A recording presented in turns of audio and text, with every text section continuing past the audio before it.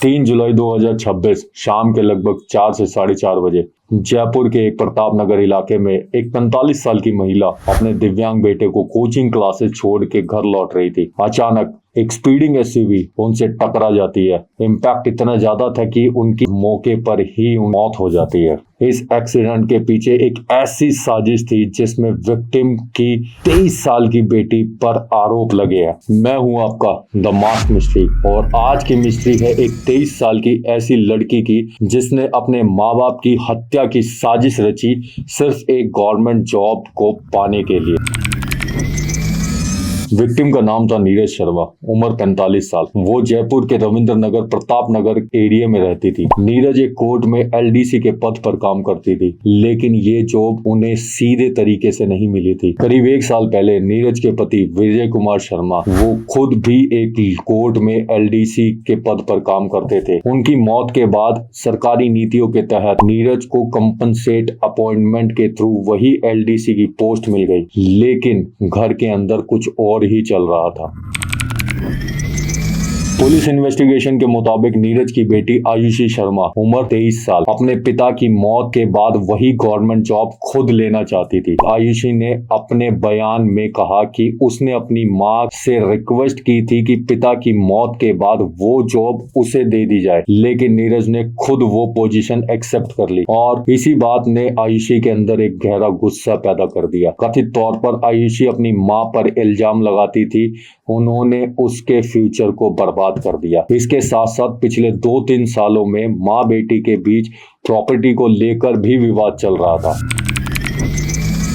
और यहीं से शुरू होती है केस की डरावनी कड़ी। पुलिस इन्वेस्टिगेशन के मुताबिक आयुषी ने अपने पेरेंटल अंकल मोहन स्वरूप और कजन बलराम के साथ मिलकर करीब 3 महीने तक अपनी मां की हत्या की प्लानिंग की और आखिर में नीरज को हिट एंड रन एक्सीडेंट जैसा दिखाने की प्लानिंग की। पुलिस के मुताबिक इसके लिए उन्होंने कथित रूप से 7 लाख में एक कॉन्ट्रैक्ट किलर हेमंत शर्मा को हायर किया। हेमंत ने आगे अपने 4 साथियों को इस काम के लिए जोड़ लिया। पहला अटेम्प्ट एक किराए की एसयूवी के थ्रू फेल हो गया, लेकिन साजिशकार रुकी नहीं। उन्होंने एक दूसरी एसयूवी अरेंज की और नीरज की डेली रूटीन को करीब 1 महीने तक नजर में रखा। एक चौंकाने वाली बात यह भी है कि नीरज को खुद अपनी बेटी के इरादों पर शक हो चुका था। उन्होंने अपने भाई को बताया था कि आयुषी बहुत खतरनाक रास्ते पर जा रही है। नीरज ने यह भी बताया था कि वो अपनी बेटी, सास और नेफ्यू बलराम के थ्रू प्रॉपर्टी को लेकर परेशान की जा रही है।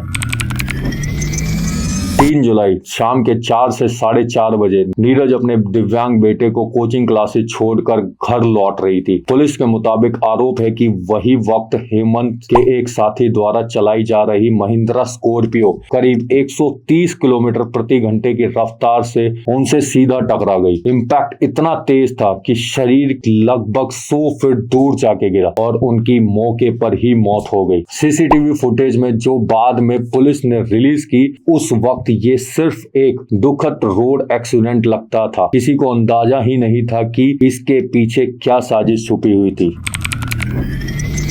नीरज की मौत के कुछ दिन बाद उनके भाई राकेश कुमार शर्मा ने पुलिस में एक शिकायत दर्ज कराई, हत्या का इल्जाम लगाते हुए अपनी भतीजी आयुष और दूसरे लोगों का नाम लेके। जयपुर ईस्ट की डीसीपी रंजीता शर्मा की देखरेख में हुई इन्वेस्टिगेशन ने धीरे धीरे पूरी साजिश का पर्दाफाश कर दिया। जांच के दौरान ये सामने आया कि मौत एक्सीडेंटल नहीं थी, बल्कि ये पहले से रची गई एक खूनी साजिश थी। अब तक 7 लोगों को गिरफ्तार किया जा चुका है, जिसमें आयुषी शर्मा, उसके चाचा मोहन स्वरूप, कॉन्ट्रैक्ट किलर हेमंत शर्मा और उसके साथी शामिल है। एक आरोपी बलराम उर्फ रवि अभी भी फरार है। इन सब में सबसे दिलचस्प चीज ये है कि कानून के मुताबिक अगर कोई व्यक्ति किसी एम्प्लॉय की हत्या में साबित होता है तो वो उस वक्त कंपनसेट अपॉइंटमेंट जॉब या प्रॉपर्टी का दावा भी नहीं कर सकता। यानी अगर इल्जाम साबित होते हैं तो आयुषी जिस नौकरी और प्रॉपर्टी के लिए ये सब करने का आरोप है, उन्हें वो कभी नहीं मिल सकती।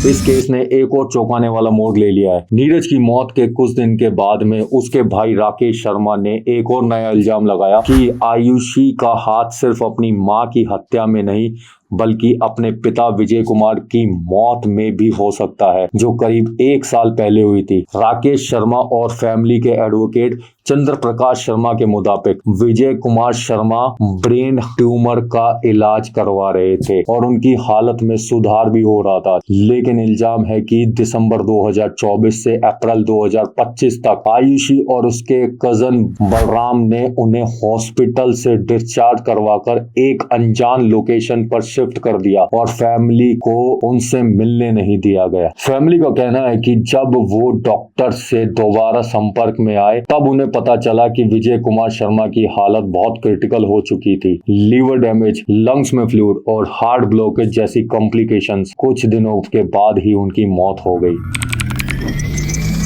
पुलिस ने इल्जाम की पुष्टि नहीं की है। अगर ये इल्जाम सच साबित होते हैं तो ये केस एक माँ की हत्या नहीं बल्कि 1 साल के अंदर 2 माँ बाप की मौत की साजिश बन जाएगी और दोनों के दोनों एक ही सरकारी नौकरी के लिए और प्रॉपर्टी के लिए हत्या की साजिश के शिकार हो जाएंगे। पिता की मौत से जुड़ा इल्जाम अभी तक एक एलिगेशन है जिसकी पुलिस जांच अभी भी बाकी है। कोर्ट का अंतिम फैसला आना अभी भी बाकी है और इस फैसले के बाद कानूनी रूप से दोष और निर्दोष तय होगा। अगर ये वीडियो आपको इन्फॉर्मेटिव लगी है तो कमेंट में अपनी राय जरूर दें और ऐसे ही चौंका देने वाले रियल क्राइम केसेस की सच्चाई जानने के लिए फॉलो जरूर करें द मास्क मिस्ट्री।